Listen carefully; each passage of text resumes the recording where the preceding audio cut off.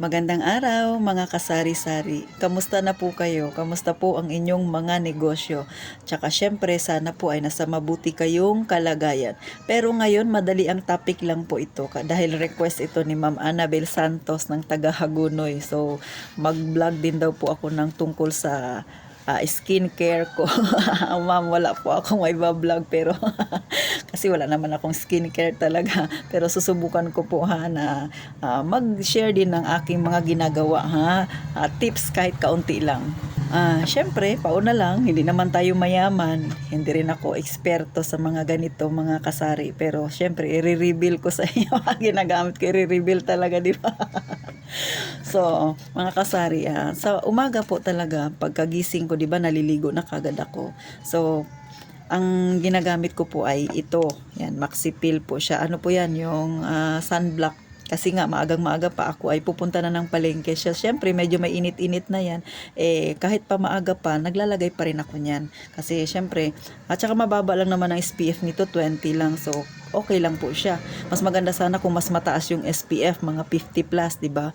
Pero ito lang yung kaya ng bulsa ko. So, sa morning, pagkatapos kong maligo, naglalagay ako nito bago ako pupunta ng palengke. Kasi medyo mainit-init na doon, di ba? So, ganun, para hindi madamage yung ating mukha. Pag kasi sobrang init, tapos hindi ka naglagay nito, lalo na ako, may edad-edad na, o, di ba? So, nakakasira siya ng balat, o, di ba? Pero sa akin, wala na siguro sisirain, mga kasari. So, ganun po So, pagka-uwi ko ng bahay, tapos na akong mamili, ganyan, syempre, nainitan ako, maghihilamos ako ng muka. Tapos, magpapalit na ako ng damit. So, yung pinampamalengke ko, hindi ko yan sinusuot dito sa tindahan. Nagpapalit pa rin ako ng damit kahit kapapalit ko lang. Kasi, pagkaligo ko sa umaga, magsusuot ako ng damit na pampamalengke ko. Pagdating ko sa bahay, makalipas na isang oras, makakarating na ako dito sa bahay, nagpapalit ulit ako ng damit. So, ganito na yung mga sinusuot-suot ko kasi presko. Kasi pagpupunta ako ng palengke, naka-short lang ako ng mahaba, tapos short ng mahaba, di ba? Yung medyo mahaba-haba kasi wala naman tayong ipapakita, hindi kagandahan yung binti natin. Tapos naka-t-shirt lang ako. Kaya pag uwi ko dito sa bahay, magpapalit ako ulit ng damit. So, ganito na yung mga sinusuot ko, yung mga nakikita ninyo sa vlog ko. So, ganun po ako manamit pag dito na sa bahay. Then, nag-aayos na ako ng mukha. Siyempre, yung kilay is life yan. Sa totoo lang mga kasari, ang kilay ko ay napakanipis. Yan, nakikita yung kilay sa akin ay, ano na lang yan, yung nilalagyan ko na lang yan ng ganyan. Para magkaroon ako ng kilay. Hindi ko alam bakit ako ay wala ang halos kilay, pero ako ay mabalbon. So, ganun po, nag-ayos lang ako ng mukha. Pero, syempre, pagka galing ko ng palengke, kahit na naglagay na ako nito, maghihilamos pa rin ako. Syempre, ang dami kayang dumi sa palengke, di ba? So, pagka hilamos ko, naglalagay po ako nito. Ito lang yung ginagamit ko, yung Olay na to. Sachet lang yung makikita nyo sa akin kasi ito lang yung kaya ko mga kasari. Ito nagpapakatotoo lang ako. So ito lang yung kaya kong bilhin. Hindi ko kayang bumili ng mga nasa ganun lagayan na ganun kalalaki kasi mahal na yun. So yan lang ang afford ko. Kapag okay na po ganyan, syempre feel ko na fresh na ako. So nagsisimula na ako mag-ayos ng aking tindahan. Hindi ako mahilig maghawak ng mukha. Kasi yung kamay natin ay maraming dumi yan. Kung saan-saan natin hinahawak, may pamunas, punas doon, punas dito, lalo sa tindahan, di ba? So, hindi ko siya hinahawak sa mukha ko. Pagkatapos, pakiramdam ko yung medyo naglalangis talaga yung mukha ko. So, naghihilamos ako. Then, pagdating sa gabi, hindi po ako natutulog ng hindi naliligo. O kaya yung naghuhugas ng katawan. Minsan naghugas ako, yung ulo na lang yung hindi ko binabasa. So, pag tinatamad ako maligo, lahat yan talaga nagbubuhos ako. Kasi sa maghapon, grabing alikabok dito sa tindahan. So, hindi ka pwedeng matulog nang ikaw ay hindi naghuhugas o naliligo. So, pagkagabi po, tapos siyempre, pag naghugas ka ng mukha, pag pinunasan mo, dampi-dampi lang po yung gagawin ninyo, Huwag naman yung punas na ganun-ganun. Siyempre, masisira rin yung ninyo yan, yung balat ninyo. Dampi-dampi lang. Kasi siyempre, sensitive yung mukha natin, yung balat natin sa mukha. Tapos, kunwari, may nakita ako, kaya may nakapa ako na pimple sa mukha ko, yung papasibol pa lang. So, ang ginagamit ko po ay ito. Hindi ko alam kung tama ba yung katyalis o katialis, no? Basta ito yung ginagamit ko, katyalis yung tawag ko dito. So, ginagamit ko yung cotton buds. So, kung saan lang yung may pimples ko, kunwari, tutubuan ako ng pimples, doon ko lang ito nilalagay. Huwag niyong ilalagay sa mukha ninyo ito lahat kasi ano po ito medyo matapang at saka magbabalat yung mukha ninyo pag nagkamali kayo.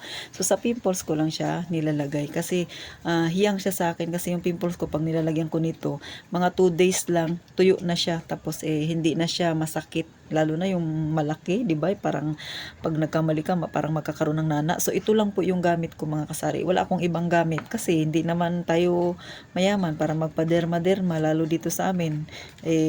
Malayo kami dito. Hindi katulad ng Maynila, marami mga derma talaga dyan. Dito sa amin, wala. So, kanya-kanya na lang itong gawa ng paraan. So ako yun lang po yung way ko ng pag-aayos sa aking mukha. Tapos hindi naman ako din mahilig magkolorete sa mukha. Ang tama lang sa akin yung aking kilay. Ganyan lang, eyeliner lang. Tapos kaunting lipstick lang. Hindi rin ako mahilig maglagay ng makeup sa mukha. Naglalagay lang ako pag ako ay pupunta ng church. Pagka hindi naman sa church na pupuntahan ko, hindi ako nagmi-makeup. Sa church lang talaga ako nagmi-makeup. Pangkaraniwang lakad lang, tamang kilay lang po, tapos mascara at saka lipstick lang, bago pulbo. Yun lang po ako. Pero syempre, kailangan maglagay ka, bago ng lahat yun, maglagay ka ng sunblock, lalo na kung ikaw ay maglalakwat siya. Kasi mainit, o di ba? Yung sobrang init ay nakakasira ng balat. Tsaka ugaliin ninyong magpayong. Kasi nga, 'di ba, iba na yung init ngayon. Tsaka kahit yung mga derma yan ang ina-advise nila yan sa mga vlog nila na yun nga dapat talaga ugaliin nating nagpapayong kasi nga yung init ngayon ay masyado ng masakit sa balat. Tapos yung pekas, katulad sa akin, ako po ay may pekas. Hindi lang siya masyadong halata kasi nga maganda yung camera. Hindi po hindi lang siya masyadong halata kasi nga naglight na siya. Pero nung mga noon-noon po, kung makita nyo yung mukha ko talagang dito, marami yan. Tapos dito. Ngayon ay meron pa rin siya. Kasi lahiin talaga namin ng pikasin. Talagang may mga taong ganun. Ang mother ko po ay pikasin talaga. So ako, hindi na ako nagtataka bakit may pekas ako. Pero pwede naman siyang maglight. Basta iwasan lang lagi yung nagbibilad ng init bago maglagay ng sunblock kapag lalabas.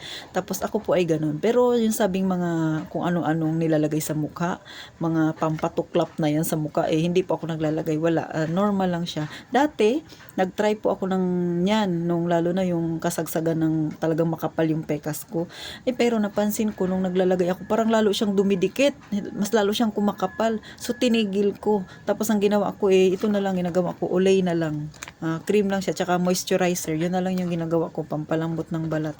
So nabawasan po siya, kung makita niyo may mga natira pa ako na kaunti, pero hindi naman kasi ako ganun ka sa mukha ko kaayos. So, di ba, hindi ganun ka. Ganun lang po ako mga kasari. Hindi po ako masyado kaartihan sa mukha. Basta normal lang po. Kita nyo naman yung gamit ko pa na yung mga sachet-sachet. So, ito lang yung ginagamit ko para makatulong ng kaunti, para maayos-ayos yung aking mukha. At saka, mahilig lang ako mag-lotion. Ugaliin nyo po mag-lotion kasi lalo na pagtapos maglaba, mag-lotion kayo sa kamay. Kasi yung sabon na ginagamit ninyo, tsaka yung mga Sonrox na yan, matapang po yan sa balat. So pagkatapos maglaba, maglagay ng ng lotion, yung moisturizer para kahit papano hindi po ma-damage ng husto yung ating balat sa kamay. So ganun mga kasari. At saka ako po talaga sa umaga pagkatapos maligo, naglo-lotion ako. Tapos sa gabi bago matulog, pagkatapos ko ring maligo, naglo-lotion pa rin ako. So maarte ako pagdating. Lotion po talaga yung aking pinakabisyo, lotion. Pero pagdating sa mukha, wala akong masyadong nilalagay. Mga ganito lang, mga sachet. Pero normal ko na ito. Kasi nga yan yung isa sa mga napanood ko rin sa vlog ng mga ibang derma. At saka syempre sa medyo maedad na ako, nakaroon na rin ako ng kaalaman kasi nagtatanong din ako sa mga kakilala ko na medyo magaganda ang mga mukha, kung ano yung nilalagay nila.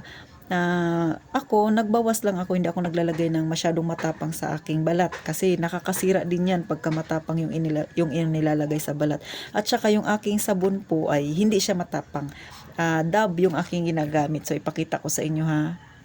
So ito po yung aking sabon, Dove. Di ba maliit lang ito. So ang ginagawa ko kasi may kamahalan siya, hinahati ko yan. Kalahati lang muna ang gagamitin ko, yung kalahati diyan lang nakalagay sa box. Tapos wag mo siyang ibabad sa sa sabunan kasi madalian matunaw. So ganun lang ako mga kasari ng aking balat. Pero syempre sa mga iba diyan, sana po ay makatulong ng kaunti ang aking na-share sa inyo na beauty tips. Hindi ko alam kung natulungan ko ba kayo, pero sa akin po yan yung aking ginagawa. Hindi ako gumagamit ng masyadong matapang na sabon. Tapos lagi ako naglalagay ng lotion o kaya moisturizer sa balat, maging sa mukha. Naglalagay ako ng sunblock pag lalabas ako. Tapos pag may pimples naman ako, ito yung ginagamit ko. Sa pimples nyo lang po ilalagay. Wag nyo ilalagay sa lahat ng mukha nyo kasi nakakasunog to. Kung saan yung pimples nyo, doon nyo lang po siya ilagay. So yun lang po yung aking ginagamit. Wala naman masyadong special sa mga ginagamit ko mga kasari. Pero kay Ma'am Annabel Santos, sana po ay nakatulong ako, ma'am.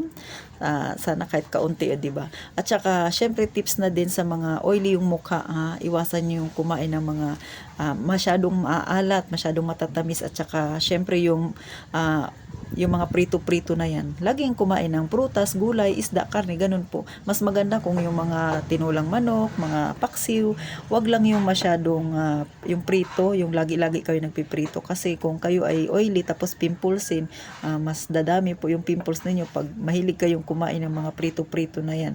Mas maganda po talaga yung sariwa yung kinakain nating mga prutas at saka gulay, mas maganda po yun. So thank you po, sana po ay may natutunan kayo sa akin, di ba? Inuulit ko po hindi po ako magaling magpayo sa mga pangpaganda kasi hindi naman po ako kagandahan, at saka sa mga pang beauty tips, yun po ay sinishare ko lang sa inyo kung ano yung aking ginagawa. Baka makatulong ng kaunti sa mga iba dyan na kagaya ko rin noon na wala rin po ako masyadong alam sa mga ganitong bagay sa mga pagpaganda. So Ma'am Annabel, thank you po, sana napangiti ko kayo. So sa mga iba dyan na nanonood sa akin, ma'am or sir, please pa-like na lang po, tsaka subscribe na lang din po ng aking maliit na channel. Hindi lang naman po tungkol sa beauty tips yung aking ginagawa dito, kundi syempre mas marami po yung tungkol sa maliit na negosyo, kung paano natin palaguin, at saka pwede ring pag-usapan ang mga personal nating buhay. At kung meron pa po kayong topic na gusto nating himay-himayin, pag-usapan, pwede po kayong mag-comment. Itatry ko pong paliwanag sa abot ng aking makakaya. Syempre kapag na-experience ko higit sa lalo na, di ba? So mayroon po akong i-share sa inyo. So thank you po, at ito ang inyong pambansang tendera, si Ate Tintin. Sana po napangiti ko kayo. Nagpapaalala sa inyong mga kasari, mag-iingat po kayong palagi.